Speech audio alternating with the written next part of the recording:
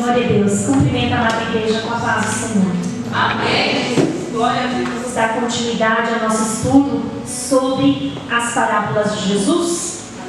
Minha sugestão é que vocês, se vocês têm o hábito, de usar a caneta para dar uma riscadinha aí na Bíblia, fazer uma estrelinha, das parábolas que você já aprendeu nesse meio tempo, Hoje nós vamos abrir as nossas Bíblias no livro de Lucas, capítulo 14.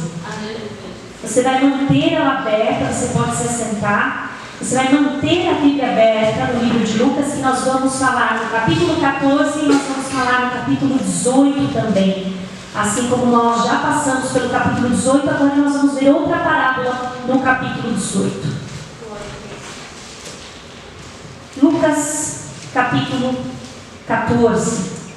As parábolas que nós vamos aprender hoje, uma delas é a parábola dos primeiros assentos e a outra é a parábola do fariseu e do publicano.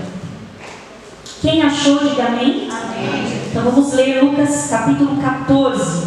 Diz assim: Aconteceu que ao entrar ele num sábado na casa de um dos principais fariseus para comer pão, eis que o estavam observando. Ora, diante dele se achava um homem hidrópico. Então Jesus, dirigindo-se aos intérpretes da lei e aos fariseus, lhes perguntou: é ou não é lícito curar no sábado? Eles, porém, nada disseram. E tomando-o, o curou e o despediu. A seguir lhes perguntou: qual de vós, se o filho ou o boi cair no poço, não o tirará logo mesmo em dia de sábado? A isto nada puderam responder. Aí agora entra a parábola. Reparando como os convidados escolhiam os primeiros lugares, os primeiros assentos, lhes propôs uma parábola. Quando por alguém fores convidado para um casamento, não procures o primeiro lugar, para não suceder que, havendo um convidado mais digno do que tu, vindo aquele que te convidou e também a ele, te diga: dá um lugar a este, então irás, envergonhado, ocupar o último lugar. Pelo contrário, quando fores convidado, vai tomar o último lugar, para que quando vier o que te convidou, te diga: amigo, senta-te mais para cima, ser-te-á isto uma honra diante de todos os mais convivas. Pois todo o que se exalta será humilhado, e o que se humilha será exaltado. Agora vamos lá em Lucas 18. Lucas 18, versículo 9. Lucas 18, versículo 9. Nós já vamos ler para a gente ganhar tempo. Propôs também esta parábola a alguns que confiavam em si mesmos, por se considerarem justos, e desprezavam os outros. Então, para quem era essa parábola? Para quem confiava em si mesmo. 2 homens subiram ao templo com o propósito de orar, um fariseu e o outro publicano. O fariseu, posto em pé, orava de si para si mesmo, desta forma: ó Deus, graças te dou, porque não sou como os demais homens, roubadores, injustos e adúlteros, nem ainda como este publicano. Jejuo 2 vezes por semana e dou o dízimo de tudo quanto ganho. O publicano, estando em pé, longe, não ousava nem ainda levantar os olhos ao céu, mas batia no peito dizendo: ó Deus, sê propício a mim, pecador. Digo-vos que este desceu justificado para sua casa, e não aquele. Porque todo o que se exalta será humilhado, mas o que se humilha será exaltado. Vamos orar? Deus querido, Deus maravilhoso, muito obrigada, Senhor, por essa oportunidade de estarmos lendo a sua palavra. Estamos no melhor lugar do mundo nessa hora. Meu Deus, é o melhor lugar onde nós poderíamos estar. Muito obrigada, Senhor. Nos transforma pela sua palavra, nos limpa, nos dê, Senhor, novas perspectivas. Corrige, Senhor, a nossa mente, o nosso olhar, o nosso coração, alinha nosso coração, para que o seu nome seja glorificado. Em nome do Pai, do Filho e do Espírito Santo. Amém. Então, volta lá no capítulo 14, deixa aí quem tem um separadorzinho aí de Bíblia, né? Deixa no capítulo 18, vamos voltar para o capítulo 14. Jesus ele foi convidado para jantar na casa de um fariseu. Nós já vamos entender por que é chamado de fariseu. Então ele foi convidado para jantar. Algumas traduções falam comer pão, outras falam um jantar. Ele foi convidado. Chegando lá, havia ali muita gente, obviamente mais fariseus e pessoas que ficavam observando o comportamento de Jesus. O que será que ele vai fazer? Como será que ele vai comer? Será que ele vai comer de tudo? Será que ele vai sentar? Será que ele vai ficar perto dessa pessoa que dá mau exemplo? Qual será o comportamento de Jesus? Então eles ficavam observando. E tinha ali um homem hidrópico. O que é hidrópico? É um homem que, na linguagem de hoje, chamaríamos de barriga d'água. Um homem que acumulava líquidos no seu corpo, em várias partes do seu corpo, nas juntas, e ele ficava todo inchado. E Jesus curou aquele homem, em pleno sábado, era sábado. Jesus curou porque ele sabia que ele ia ser criticado por ele estar fazendo uma cura no sábado. Os fariseus iriam dizer, nossa, mas curando no sábado? Aí Jesus, já percebendo que os fariseus estavam dizendo isso, após curar o homem hidrópico, imagine só que maravilha para esse homem. A Bíblia não fala quantos anos ele estava lutando contra isso, a Bíblia não fala quanto tempo essa enfermidade o perseguia, mas naquele sábado, naquele jantar, ele teve um encontro com Deus e recebeu a cura instantânea, e nem precisou, o Senhor Jesus o curou e o despediu. Eu imagino que ele nem queria ficar no jantar, a coisa mais maravilhosa tinha acontecido com ele, e ele tinha muita vontade de anunciar. Isso se tivesse acontecido conosco, imagino que, como a irmã Iraci, teve até que tomar remédio para ansiedade. É a mesma coisa quando a gente recebe algo de Deus assim, a ansiedade aumenta, os batimentos cardíacos, sua a nossa mão, a gente quer falar para todo mundo. E foi assim com esse homem, com toda certeza. E Jesus continuou ali naquela casa, ele não foi embora não, mas ele já sabia o que aqueles homens estavam pensando. Então o que ele disse? Ele fala assim, mas por acaso é tão bom para vocês se um boi e um filho caem num poço em pleno sábado, vocês não vão salvar? Vocês são tão bons com os animais, e por que não podemos ser bons também com esse homem que está sofrendo? Ele vai ser curado sim no sábado, filho, porque Deus é Senhor do sábado. E a Bíblia nos diz que os fariseus ficaram quietos, eles nada podiam fazer, porque é sempre assim. O debate na Bíblia é sempre Jesus ganha. Sempre. Todas as respostas que ele dá, todos os argumentos que ele usa, com mansidão, ele sempre ganha. E naquele jantar nada puderam falar. E aí quem passou a observar foi Jesus. Jesus começou a observar que os convidados daquele jantar queriam ocupar os primeiros assentos, talvez mais próximo da sobremesa, talvez mais próximo da carne, lugares privilegiados. Jesus começou a observar. Sabe quando há um monte de gente faminta e aí libera o buffet? Todo mundo quer ficar na frente, não importa, né? Eu quero ir na frente. Você não estava amarrado, você não estava com fome, mas naquele momento é uma disputa e você quer pegar o primeiro pedaço, né? Não era diferente ali, eles queriam os primeiros assentos, os primeiros lugares, os lugares de visualização, os lugares privilegiados. Jesus falou, isso me faz sugerir uma parábola, uma história. E aí ele fala que um certo homem convidou para o casamento, né, um pessoal, e esse convidado ele queria o quê? O primeiro assento.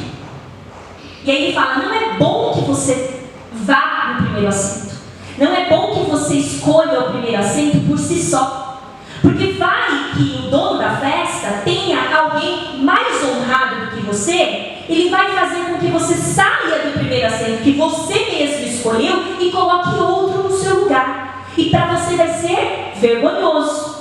Jesus estava dizendo que era mais lícito, mais propício que você fosse escolhido naturalmente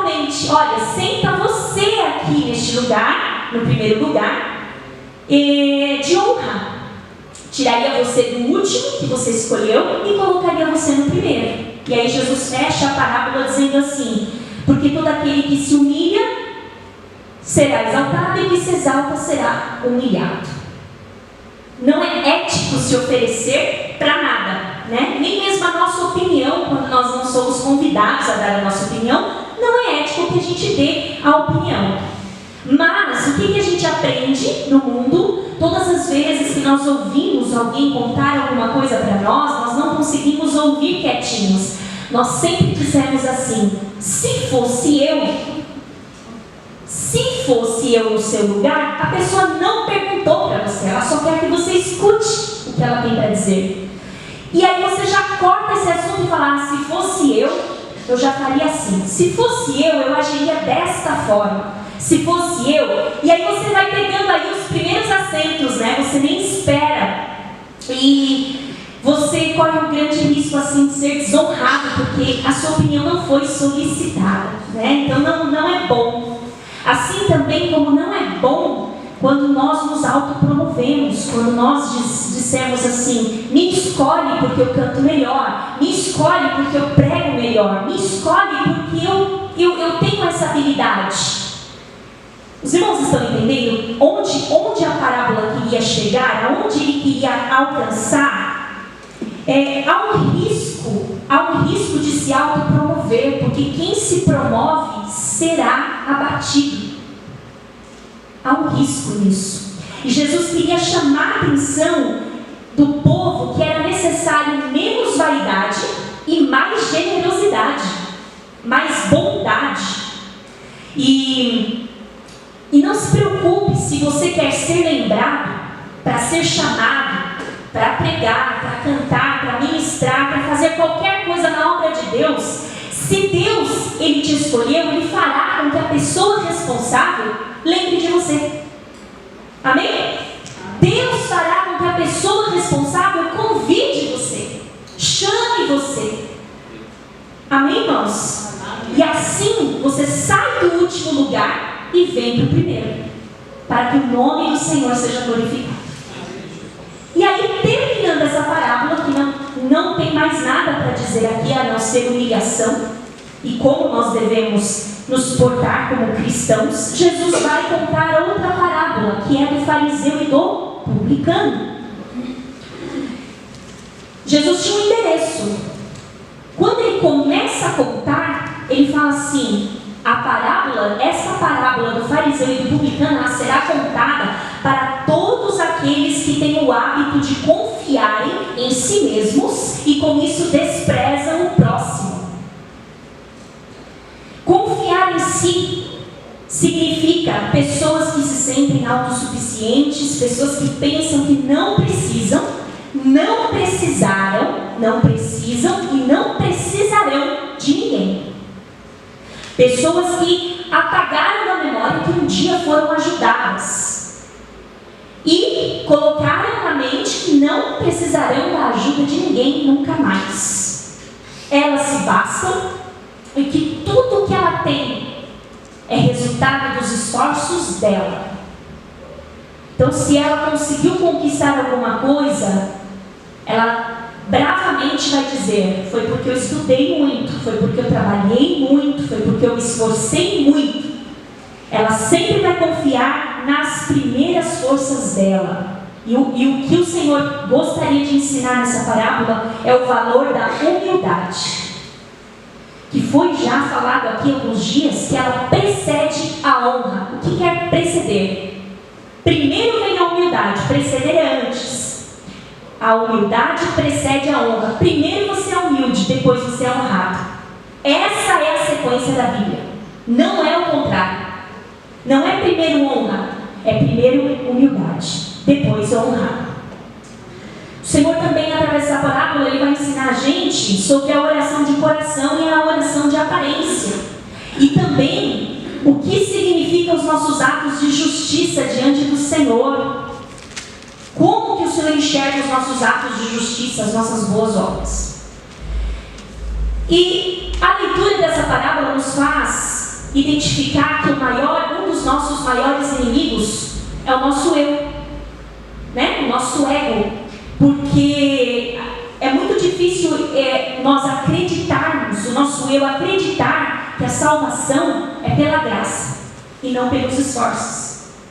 É possível até que no decorrer da nossa caminhada nós pensemos que as coisas que nós alcançamos da mão do Senhor, as bênçãos que nós alcançamos da mão do Senhor, foi porque o Senhor enxergou algo bom e digno em nós. Pode ser que isso aconteça no decorrer da nossa caminhada, que por um minuto nós pensemos que nós fomos servos bons e fiéis e Ele nos abençoou, por isso nós merecemos isso. Ele nos abençoou porque nós merecíamos isso. E quem não recebeu a bênção é porque não merecia. E Deus não é assim. E quando nós começamos a descobrir isso, nós podemos olhar para a vida do fariseu e olhar para a vida do publicano, e aí nós vamos tentar nos encontrar na vida de cada um, na postura de cada um, onde nós nos encaixamos. O fariseu, por exemplo, ele era adorador de si mesmo, comprometido não com o outro, mas consigo mesmo. Já o publicano, ele já tinha um sentimento que ele não era merecedor, que ele realmente era miserável, que ele realmente precisava da misericórdia de Deus para ser sequer ouvido por Deus. As duas orações, elas miram o mesmo Deus. O que muda é a postura de cada um. As orações no templo, elas aconteciam 2 vezes ao dia. A primeira oração acontecia às 9 da manhã e a segunda oração acontecia às 3 da tarde. Todas elas no momento da oferta do sacrifício. Então as pessoas subiam ao templo, porque o templo ficava no monte. Então as pessoas subiam ao templo para adorar. Por isso nós vamos encontrar o verbo subir várias vezes na Bíblia. O templo ficava em cima. E lá as pessoas se encontravam. Então lá tinham o lugar das pessoas excluídas, né? As pessoas consideradas excluídas da sociedade, quem eram elas? Os leprosos, as pessoas que tinham cometido alguma imoralidade sexual, tinham uma fama, eles ficavam de pé no templo, eles precisavam ficar de pé e longe dos outros. Eles eram excluídos literalmente dessa sociedade. O fariseu no tempo de Jesus, ele foi uma das seitas religiosas mais rígidas do tempo de Jesus, com influência em todas as coisas de Israel, até nos julgamentos, como nós vimos aqui em uma das parábolas. E não é à toa que João Batista chamou os fariseus do quê? Do que João Batista chamou os fariseus? Raça de víboras. Raça de víboras. Eles sempre foram a principal oposição do ministério de Jesus. E eles estavam totalmente envolvidos no momento da conspiração na morte de Cristo. Morte de cruz. Os fariseus estavam envolvidos até o pescoço com toda a conspiração que foi feita contra Cristo. E havia neles desprezo, desdém sobre todos os ensinamentos de Jesus. Tudo que Jesus falava tinha desprezo. A gente pode usar como exemplo o nosso querido Saulo de Tarso. Não é verdade? O que Saulo fazia? Saulo era considerado um fariseu, descendente de fariseu, nasceu no meio dos fariseus, aprendeu com eles a doutrina, a observar as leis. E o prazer de Saulo, antes de conhecer Cristo, era o apedrejamento até a morte. Tanto é que ele foi acompanhar e supervisionar a morte de Estevão. Ele viu Estevão gritar de dor e não fez nada. Estamos falando de Paulo, que antes era Saulo. Olha só, e na cabeça dele, tudo que estava acontecendo com Estevão era necessário, porque a raça dos judeus era uma raça ruim. Gente, a gente está falando daquele que escreveu o maior número de epístolas. Olha o que Deus pode fazer com o homem. Quando ele era chamado nos tribunais, ele era o primeiro a votar contra os judeus. caminho para Damasco, o que ele estava indo fazer? Procurar mais cristãos.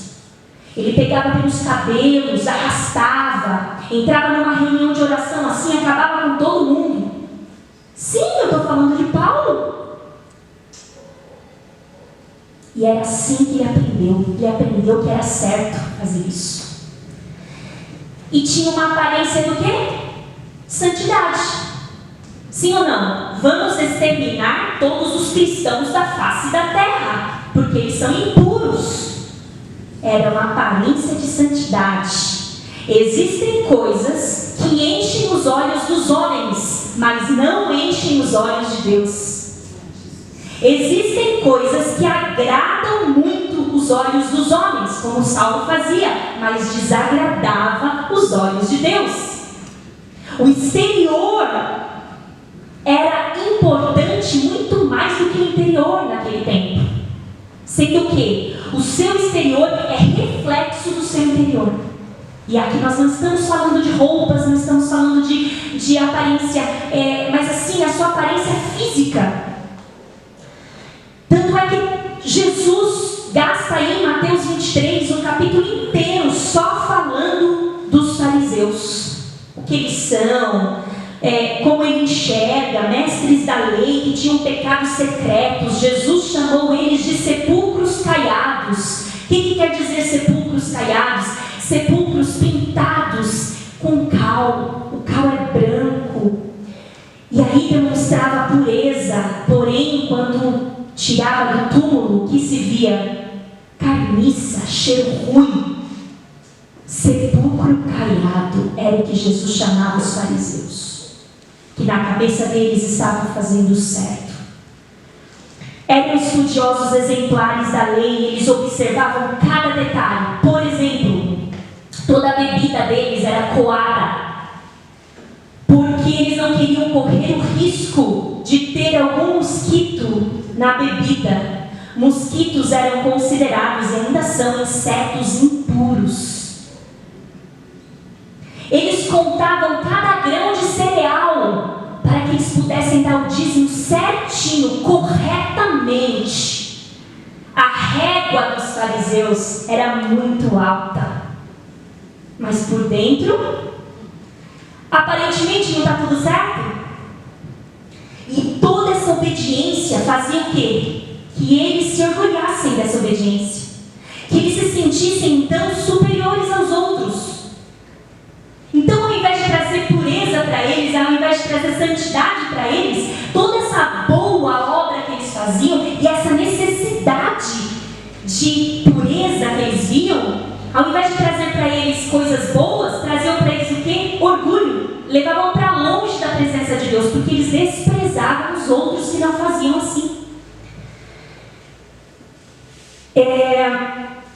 Tanto é que Jesus, ele disse assim: vocês são guias cegos. Vocês, fariseus, coam o mosquito. É por isso que Jesus falou essa frase. Vocês coam o mosquito e atrás passa o quê? O camelo. Vocês estão tão preocupados com o olho do micróbio, que o micróbio já é pequeno. Achar o olho do micróbio, já pensou? Vou achar o olho do micróbio. Às vezes nós ficamos assim na casa de Deus, procurando o olho do micróbio, e está passando a bactéria atrás da gente. A gente não vê. A gente não vê. E era exatamente assim que os fariseus faziam. E foi com essas pessoas que Jesus jantava. E eram com essas pessoas que Jesus conversava. Eram essas pessoas que Jesus tocava, orava, curava. Por isso ele era criticado. Mas ele veio para chamar os pecadores ao arrependimento. O fariseu, ele usava na justiça dele mesma. Dele mesma. Até Jesus falou: você não consegue, vocês colocam fardos pesados nas costas dos irmãos e vocês não conseguem mover nem com o dedo. Vocês não conseguem mover esse fardo nem com o dedo. E Deus, de forma alguma. Vamos voltar à oração para a gente ver? Olha só, versículo 11. Eu vou colocar o eu na frente de cada expressão, porque é isso que ele queria dizer. Ó, versículo 11, acompanhem comigo. Ó Deus, versículo 11 do capítulo 18, quem se perdeu aí. Ó Deus, graças te dou, porque eu não sou como os demais homens. Eu não sou roubador, eu não sou injusto, eu não sou adúltero e também não sou como esse publicano. Versículo 12. Eu jejuo 2 vezes por semana e eu dou o dízimo de tudo quanto ganho. Viu o eu aí? Ele não estava orando, ele estava lendo o currículo dele para Deus. Ele fez uma oração longa, se você comparar com o publicano. O publicano só falou assim: Senhor, seja propício a mim, que sou pobre e pecador. Seja misericordioso, sou pobre e pecador. Fim. Acabou. E esse homem aqui, o fariseu, na parábola de Jesus, ele fez uma oração longa, com a motivação de ser visto, ouvido. Ele dava dízimos maiores do que a lei exigia. A lei exigia apenas um dízimo anual. A lei exigia jejuns, um jejum anual. Ele queria dizer que ele jejuava 2 vezes por semana. O ato em si não é errado. O que é errado é a motivação do ato. Eu pegar esse ato, que jejuo 2 vezes por semana, e esfregar na cara do meu irmão. E colocar o meu irmão de lado. Porque ele não jejua 2 vezes por semana, logo ele não é santificado, logo ele não merece estar aqui. Era assim que o fariseu pensava. Eles buscavam status, eles buscavam posição, e eles buscavam glorificação do eu, do ego. Quem aqui se acha orgulhoso? Quem aqui se acha orgulhoso? Ninguém. Todo mundo humilde. Pastor Vanderlei, essa igreja é uma igreja humilde. Amém? Todo mundo humilde. Até o final do estudo, nós vamos ver. Tá? Até falei para Alexandre. Terminei e apanhei muito. Por quê? Porque todos somos. Todos somos. As pessoas buscam honras, né? Destaque. É bem melhor ser convidado para sentar na frente. É bem melhor receber a primeira oportunidade. É bem melhor receber o maior tempo para pregação. É bem melhor ser convidado para pregar num lugar cheio de gente. Afinal, eu estudei tanto para pregar para 2 pessoas. Pastor Vanderlei, não me convida para esse culto. Me convida para o culto que tem mais pessoas. Me bota para pregar no domingo. Tem alguém orgulhoso aqui? Aumenta o meu microfone, minha voz não está saindo. Minha voz não está saindo.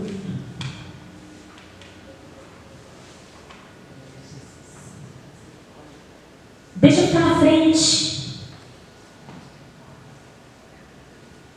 Vai ofertar? Quando Deus te dá uma coisa melhor, ao invés de você ofertar no secreto, pega a nota e fica assim. Uma hora que vai passar as salvas, oh glória, hoje eu tenho.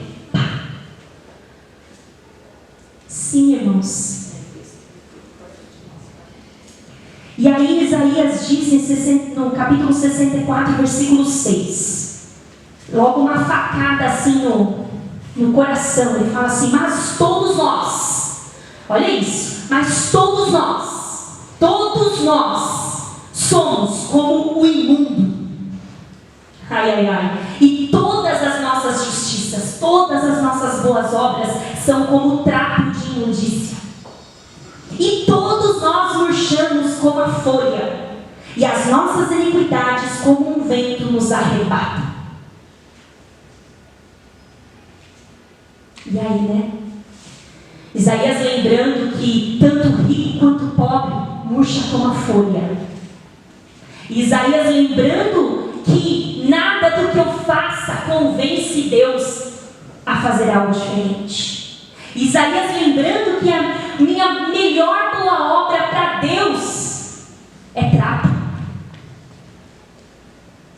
Aí a gente vê em Tito 3, 1, 7, vou lendo. Admoesta-os a que se sujeitem aos principados e potestades, que lhes obedeçam, estejam preparados para toda boa obra, que a ninguém infame, nem sejam contenciosos, mas sejam modestos, mostrando toda a mansidão para com todos os homens, porque também nós éramos, noutro tempo, insensatos, desobedientes, extraviados, servindo a várias concupiscências e prazeres, vivendo em malícia, inveja, odiosos, odiando-nos uns aos outros. Mas, quando apareceu a benignidade e amor de Deus, nosso Salvador, para com os homens, não pelas obras de justiça que houvésemos feito, mas segundo a sua misericórdia, nos salvou pela lavagem da regeneração e da renovação do Espírito Santo. Que Tito, no livro de Tito nós estamos vendo aqui? Quando Jesus nos salvou, nós não estávamos limpos. Nós ainda estávamos na nossa condição de pecadores. Então não foi obra nossa, é obra de Deus. E em toda essa parábola Jesus quer focar no orgulho. E aí nós começamos a lembrar que o orgulho fez com que Lúcifer caísse do céu, fosse lançado fora do céu. O orgulho arrancou Adão do paraíso. O orgulho fez Nabucodonosor perder a razão. O orgulho fez Amã e toda a sua família serem enforcados. O orgulho quase fez Naamã perder a cura. Provérbios 16, 18 diz assim: o orgulho vem antes da destruição, o espírito altivo antes da queda. Provérbios 29, 23. O orgulho do homem humilha o próprio homem. Olha isso, não é o contrário. Mas o de espírito humilde obtém honra. Há uma promessa para o humilde. Do interior do coração dos homens, Jesus disse, vem os maus pensamentos, as imoralidades sexuais, os adultérios, a arrogância vem de dentro e não de fora. Todos esses males vêm de dentro do homem e tornam o homem impuro. Tiago 4,6 diz assim: Deus resiste aos soberbos, aos orgulhosos, mas dá graça aos humildes. Quem quer resistir aos orgulhosos? Deus se opõe. Gente, o que Deus faz diante de um orgulhoso? Deus vira contra esse homem, essa mulher. Um homem virar as costas para você, um homem ser o seu inimigo é uma coisa, agora Deus ser o seu inimigo. Quando a Bíblia fala Deus resiste ao soberbo, não é que Deus fala assim, não vou te responder. Não, Deus vira seu inimigo. Deus se opõe a você. É diferente de um irmão que vira a cara para você, entenda isso. 1 Pedro 5, Pedro viu a necessidade de falar de novo. Ele fala assim: sujeitem-se aos mais velhos, sejam todos humildes uns para com os outros. Deus se opõe aos orgulhosos, mas concede graça aos humildes. Portanto, humilhem-se debaixo da poderosa mão de Deus, para que Ele os exalte a seu tempo. Paulo, que não era tonto, depois que caiu do cavalo, ele já tinha aprendido muita coisa. Em 2 Coríntios 11:30 ele fala assim: se tem uma coisa que eu devo me orgulhar, é que mostrem a minha fraqueza. É na cruz de Cristo. É a única coisa que eu tenho para me orgulhar. É a cruz de Cristo. Romanos 12:16 diz assim: não sejam orgulhosos, mas estejam dispostos a associar-se a pessoas de posição inferior. Não sejam sábios aos seus próprios olhos. Gálatas 6:3-5 diz: se alguém se considera alguma coisa, não sendo nada, Engana-se! Cada um examina os próprios atos, e então poderá se orgulhar de si mesmo, sem se comparar com ninguém, pois cada um deverá levar a sua própria carga. 1 Samuel 2,3, o Senhor fala: não falem orgulhosamente, não saia da sua boca arrogância, pois o Senhor é Deus sábio, é Ele quem julga os atos dos homens. Eclesiastes 7,8, o fim das coisas é melhor do que o início delas, e o paciente é melhor que o orgulhoso, porque o orgulhoso normalmente não tem paciência. Tudo que é no mundo, diz 1 João 2,16, a cobiça da carne, a cobiça dos olhos e a ostentação dos bens, não provém do Pai, mas do mundo. Provérbios 25:27, comer mel demais não é bom. Por que não é bom? Por que Salomão disse isso? Te convido, não te convido não, perigoso. Mas, se você chegar em casa, não faça esse teste, mas se você chegar em casa, quiser pegar um vidro de mel, uma colherada bem cheia, e põe na boca com tudo, você afoga. Você afoga. E aí Salomão falou, comer mel demais não é bom. E aí ele fala, nem é honroso buscar a própria honra. Sabe? Buscar a própria honra. Nós vamos entrar mais nessa parte. Provérbios 21:24 diz assim, o vaidoso e arrogante, ele chama-se zombador. A Bíblia chama ele de zombador. Ele age com extremo orgulho. Não é pouco não, ele age com extremo orgulho. Provérbios 11:2, quando vem o orgulho, chega a desgraça, mas a sabedoria está com os humildes. Provérbios 13:10, o orgulho só gera discussões, mas a sabedoria está com os que tomam o conselho. Provérbios 21:4, a vida de pecado dos ímpios se vê no olhar orgulhoso e no coração arrogante. O orgulhoso, ele não se permite reconhecer as virtudes do outro e ele não se permite elogiar o outro. Vamos fazer um teste para ver se a gente é orgulhoso? O orgulhoso não suporta elogiar e reconhecer o trabalho do outro, porque o dele é melhor. Rapidamente, quando ele escuta alguém dizer assim, olha como aquela irmã se saiu bem na pregação da palavra, rapidamente ele diz assim, claro, ela não trabalha fora, os filhos dela são pequenos, ela só se dedica a isso, tem que ser bem mesmo, tem que ser boa mesmo no que faz.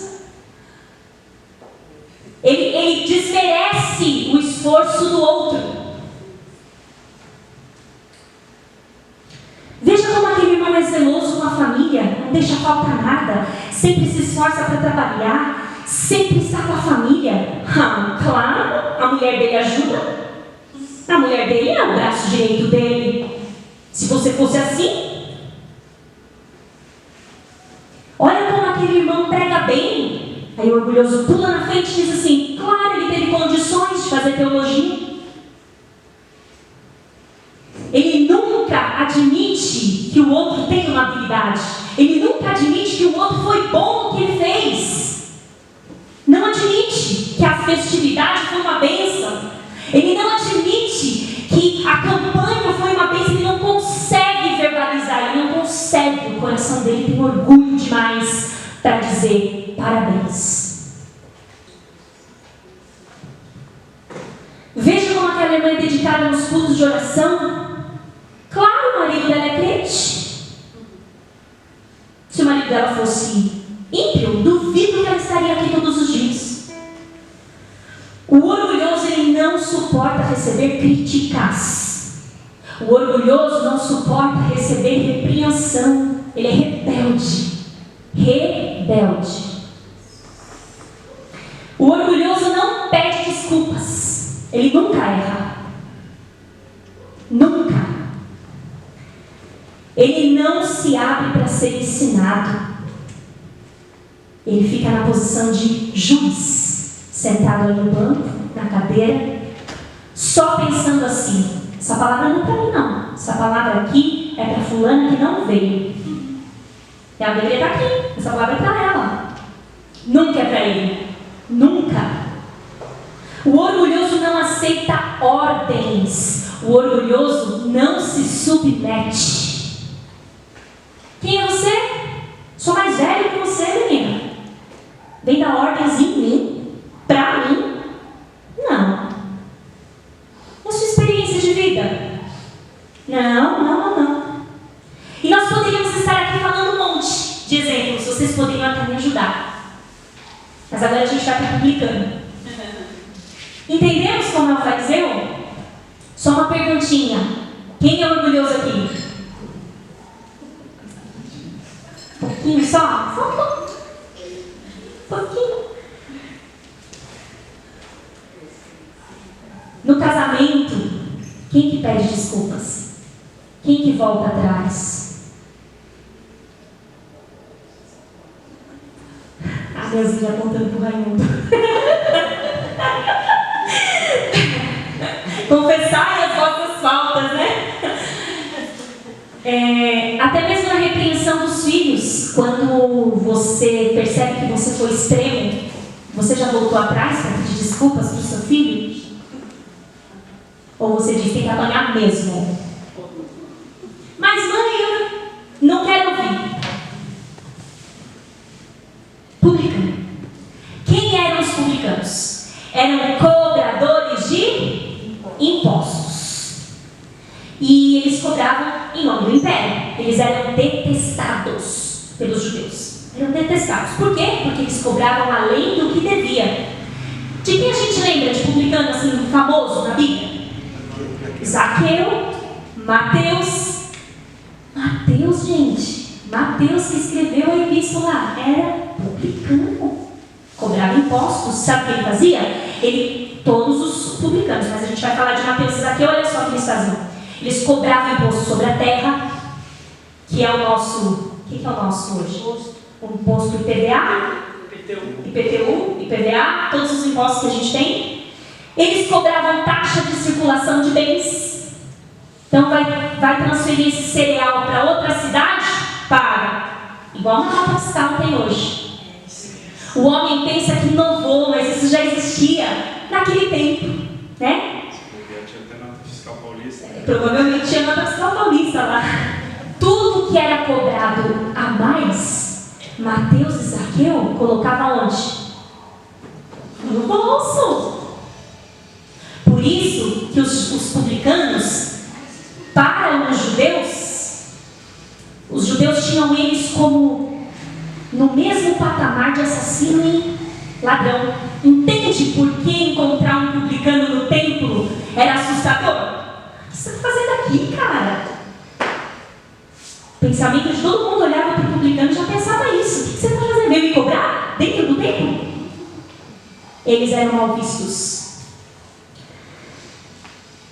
Mas a oração dele foi curta. Vamos ler? 13. Versículo 13, do capítulo 18. Olha a oração do pobre. O publicano estando em pé, como que ele estava? Em pé. E onde? De longe.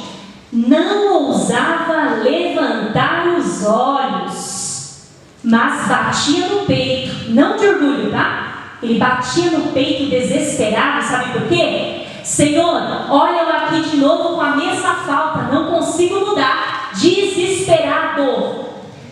Dizendo, a oração curta dele: ó Deus, sê propício a mim, que sou pecador. Aí Jesus termina a parábola falando assim: a casa cheia de fariseus. Jesus estava naquele jantar, Jesus contou essa história, a casa cheia de fariseus. Sabe o que Jesus fala? Jesus faz uma pergunta e ele fala assim: e aí, quem que foi justificado? Claro que no pensamento de todos, o fariseu não é mestre. Jesus fala: o publicano. Ele desce justificado e desce em paz. Ao contrário do fariseu, o publicano se chegou a Deus de mãos vazias. Ele sentiu a sua miséria, ele não leu um currículo, ele teve humildade. A sua postura foi de humildade. Ele se sente envergonhado pelo seu ato, pelo seu pecado. Quando ele bate no peito, ele está mostrando tristeza, desespero, assim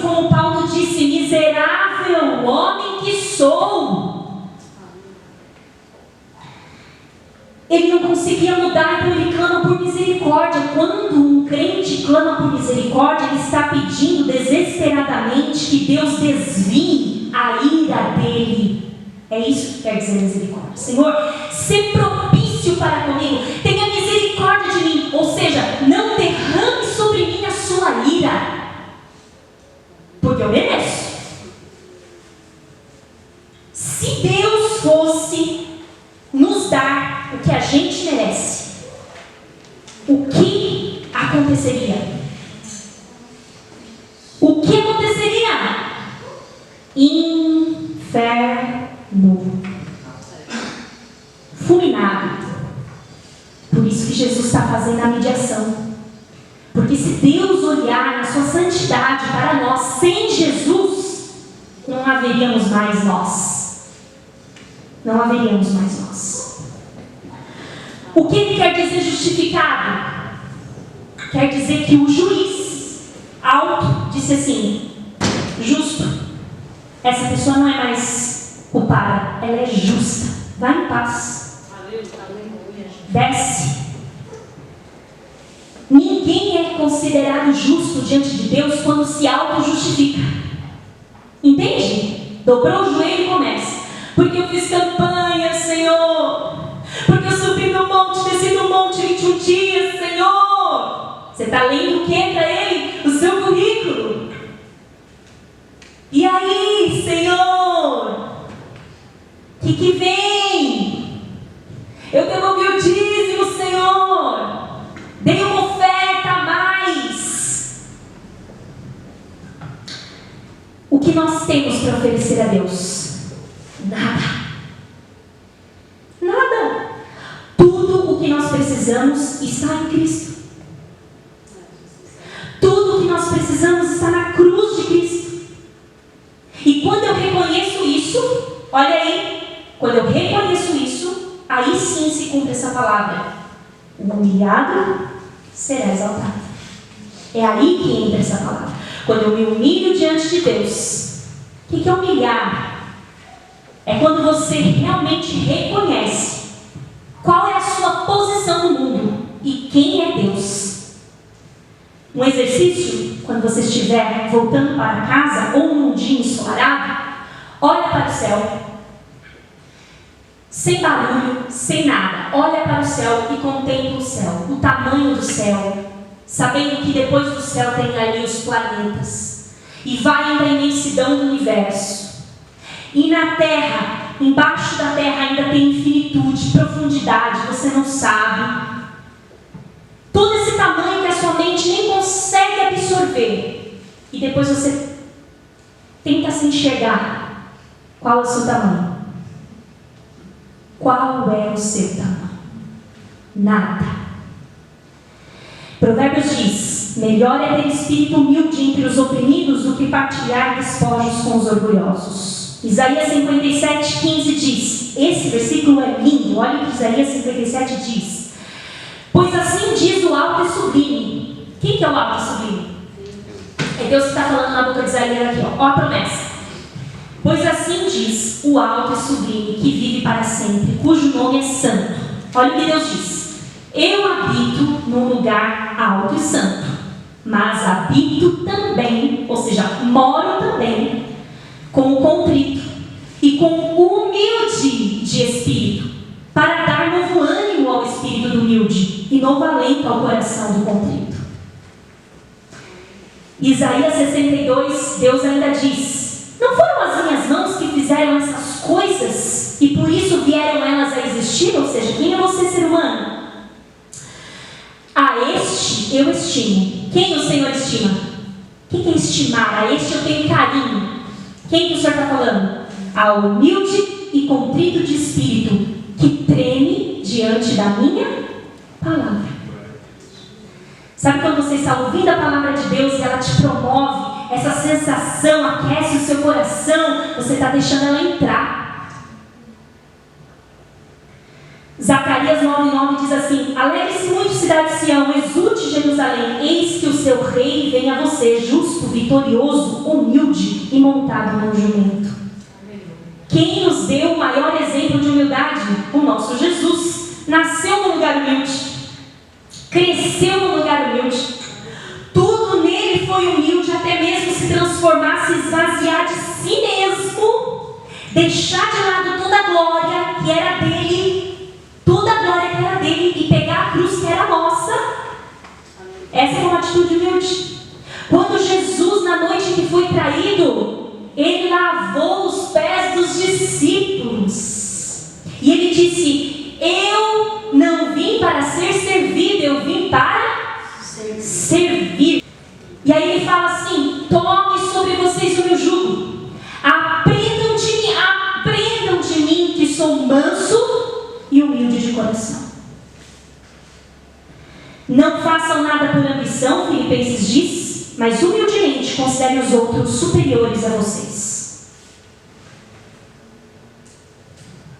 Efésios 4:2. Sejam completamente humildes e dóceis. Sejam pacientes, suportando-vos uns aos outros.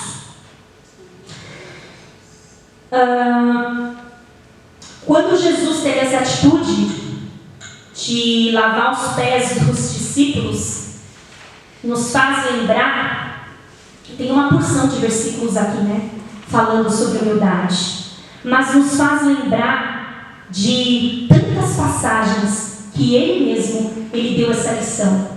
E nós vemos que Pedro aprendeu essa lição. Quem lembra quando Pedro, na sua condição de apóstolo, foi repreendido por Paulo? Ele aceitou. Ele deixou o orgulho de lado. Quem lembra a história de Apolo? Ele chega, a Bíblia fala que ele era estudado, ele era homem temente a Deus, mas ele só conhecia o batismo de João Batista. E aí vem Priscila e Áquila, chamam ele, vem conversar com a gente. Quem aqui se permite ser ensinado por alguém que é mais humilde que você?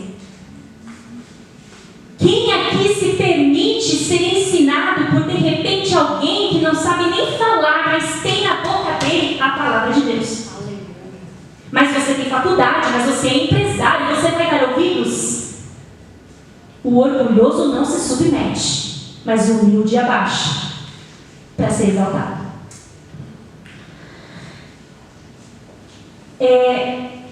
Vamos ler aqui no Tiago 3,13, diz assim, quem é sábio e tem entendimento entre vocês?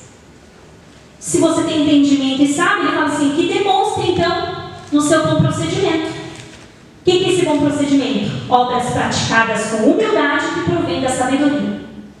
Só que a Bíblia também fala da falsa humildade. O que é a falsa humildade? Aquele irmãozinho, a gente entende assim, a gente aprendeu assim. O irmãozinho vem, chinelinho de dedo, aí você fala, que humildezinho. Aí você pergunta para ele, irmãozinho, você quer alguma coisa? Você precisa de alguma coisa? Não. Não preciso. Olha para você assim. Não. Olhos altivos. Porque a humildade não tem nada a ver com posição social. Existem muitos pobres orgulhosos. Existem muitos ricos humildes. Por isso que naquele último dia vai ser surpresa. Vai ser surpresa. Você vai chegar lá e falar assim, você aqui? E alguém vai falar, ué, mas cadê aquele humilde? Não está aqui. Vai ser um dia de surpresas. A má notícia. O Evangelho é boas novas, né? A má notícia é que você não precisa aprender a ser orgulhoso. Você nasce assim. Essa é a má notícia. Tá? Você nasce assim. Exemplo. Quem na escola já ficou mostrando o seu lápis novo? Sua caneta nova. Tinha até um comercial, quem é mais antigo vai lembrar. Dona Tesoura, da Mini, que a menininha cantava no comercial assim, eu tenho, você não tem. O orgulhoso, desde pequeno. Agora, a humildade, ela não nasce com você. A humildade tem que ser aprendida. Por isso que Jesus falou, aprendei, não do seu irmão, não do próximo, aprendei de mim, que sou manso e humilde de coração. A humildade, ela vem do Espírito Santo, ela é fruto do Espírito. O orgulho é a base de todo pecado. Pode perceber. Por causa do orgulho você é rebelde, por causa do orgulho você fala palavrão, por causa do orgulho você é contendeiro, por causa do orgulho você é ciumento, por causa do orgulho você quer sentar primeiro, seu pão primeiro. Esse é o orgulhoso, certo? O humilde é a base de todas as outras virtudes, porque sem humildade não tem amor, sem humildade não tem fé. 1 Timóteo 1,15 diz assim: olha o que Paulo disse, esta é uma palavra fiel e digna de toda aceitação, que Cristo Jesus veio ao mundo para salvar os pecadores, dos quais eu sou o principal. Dos quais eu sou o principal. Então, fechando, como se combate o orgulho? Como se combate o orgulho? Quem tem orgulho aqui? Quem é orgulhoso aqui? Como se combate? Com fé. A fé tira os nossos olhos de nós mesmos. A fé tira os nossos olhos do nosso esforço e leva os nossos olhos para a cruz. Então, tudo que você faz, se você levantou bem hoje, se você lavou louça, se você lavou roupa, não foi você, foi Cristo que te levantou. Se você foi uma boa mãe, se você foi um bom pai, se você trabalhou, trouxe o pão para sua casa, foi Cristo que te levantou. Se você venceu o pecado hoje, mais uma vez, foi Cristo que te levantou. O orgulho é um parasita que vai sugar suas forças, vai sugar enquanto você não confessar o Senhor hoje. Hoje, Senhor, me perdoa porque tenho sido orgulhoso. Quando alguém não me cumprimenta, eu fico bravo. Quando eu faço alguma coisa e não sou reconhecido, fico chateado. Quando ninguém lembra do meu aniversário, eu choro. Sou orgulhoso. Porque o orgulho é infantil. E não espere ficar velho para deixar de ser orgulhoso. Tem muito velhinho orgulhoso. Verdade. Verdade. Não vou usar muleta, não. Ninguém vai me dar banho. Tira a mão de mim. Vamos lá. Finalizando. Para a gente analisar aqui nosso eu. Lista de manifestação de orgulho. Queixar-se contra Deus. Criticar Deus. Não tem aqueles irmãos que falam, vai, põe Deus na parede, você tem direito. Faça isso. Faça. Não agradece nada, nem ninguém, nem a Deus, nem ninguém. Se você ajudou, foi por obrigação ou porque você quis. Orgulhoso. Pessoa orgulhosa sempre brava, sempre irada. Pessoa orgulhosa sempre é melhor que os outros. Sempre tem uma visão exagerada dos talentos dela. Ela canta melhor, ela tem a voz melhor, ela é mais afinada, ela estuda mais. E ela sempre olha para a falta do que ela não tem, né? Não poderia ter igual esse irmão. Ela tem um perfeccionismo exagerado, mas não porque ela quer as coisas bonitinhas, porque ela quer que alguém chegue e fale assim: como você é caprichosa, como você é caprichoso. O orgulhoso fala demais, ele não sabe escutar. A pessoa está contando um assunto, ele já corta e já quer falar de novo. Fala muito a respeito de si, ele busca independência, ele busca controle, ele se desgasta quando ele sabe que alguém está falando mal dele, ele se magoa com as críticas, ele não gosta de ser ensinado, ele é ofensivo, ele ofende, ele não tem espírito de serviço. Quando alguém fala para ele assim, me ajuda aqui, não, olha aí, eu vou lavar, vou mexer nisso aí, não, estou com a minha roupa limpa, eu sou pastor, eu sou pregador, eu não vou mexer com isso não. Ele não tem compaixão, ele sempre está na defensiva, ele sempre transfere a culpa. Eu fiz isso por quê? Por causa dela. Eu saí por causa dele. Saí da igreja porque eu não recebi atenção. Ele sempre transfere a culpa. Ele não admite que ele está errado, ele não pede perdão, ele não ora biblicamente, ele ora à vontade dele, ele resiste a toda autoridade, quer seja pastoral, quer seja em casa, ele é desobediente aos pais, ele não respeita ninguém, ele faz questão de expressar quando ele não gostou, as preferências dele, as opiniões dele, mesmo quando ele não é perguntado. Ele faz com que os pecados dele sejam pequenininhos, ele aumenta o pecado no outro. Ele é impaciente, ele é invejoso, ele usa os outros para se promover. E ele chama atenção. Humilde, manifestação humilde. Reconhece o caráter de Deus, confia em Deus. Ele vê a si mesmo como alguém que não tem direito nem de questionar e nem de julgar Deus. O olhar dele está em Cristo. Ele ora frequentemente as promessas da Bíblia. Ele se maravilha com a graça de Deus e ele fala assim: eu não mereço. Ele é agradecido, ele é gentil. Ele sabe que ele não é melhor do que ninguém. E ele sabe que todo o talento, toda a habilidade que ele tem foi Deus que deu. Se ele cozinha bem, se ele é um bom ouvinte, foi Deus que deu. Ele fala somente coisas boas para os outros. Ele é submisso, mas ele não é um submisso carrancudo. Ele é um submisso alegre. Ele é um submisso obediente. Não importa se quem é o líder dele tem menos estudo do que ele, ou é mais novo do que ele abaixa a orelha e ele aceita. Ele procura sempre edificar os outros, ele sempre quer servir, ele é rápido em admitir quando ele está errado. Ele também dobra os joelhos rapidamente para pedir perdão e também vai pedir perdão mesmo quando ele não é culpado.